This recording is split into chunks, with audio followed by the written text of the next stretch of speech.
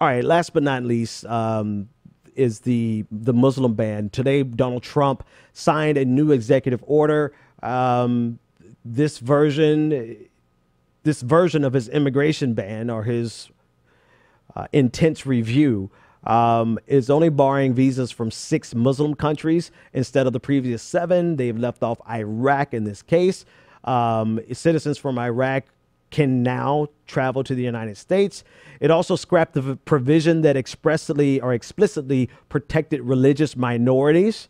And you'll understand why in a moment. It will not affect people who had previously been issued visas.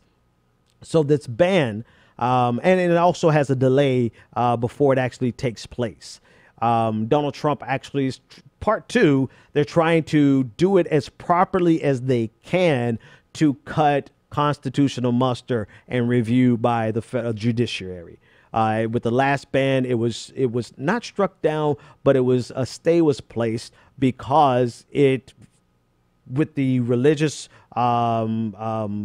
with its religious implications with regard to giving privileges to Christians or other minorities, religious minorities, with the blanket ban on those 7 countries, even with the blanket ban on people who had visas. There are so many things that caused the ACLU to sue and get a stay.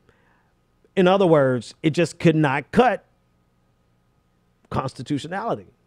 So he's trying this again, and he's trying to do it in a manner that would allow him to institute as much of a Muslim ban as he can. There's really no need in the sense of the threat, because there has not been a single incident of terrorism from the 6 remaining countries. We still have not targeted the countries from which terrorism has visited the United States. Most of the quote unquote Muslim incidents of terrorism have come from American citizens. Most of the terrorism in the United States is not even Islamic terrorism. It's white nationalism, but that's a whole different conversation. The 6 countries that he's banning and looking for an intensive review, there is not really much more that he can do in terms of intensity of vetting. We've discussed that kind of at length.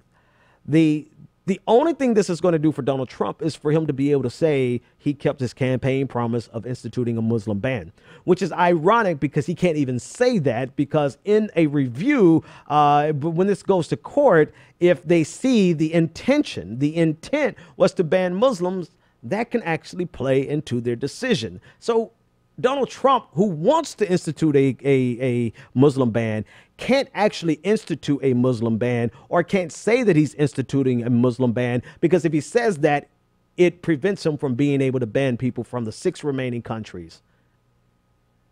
We're going through these hurdles, people. I said all that to say that we're going through these hurdles for Donald Trump's ego, period. There's really no tangible benefit. In fact, there's a loss. We're putting ourselves at a greater security risk because of the sentiment of this ban.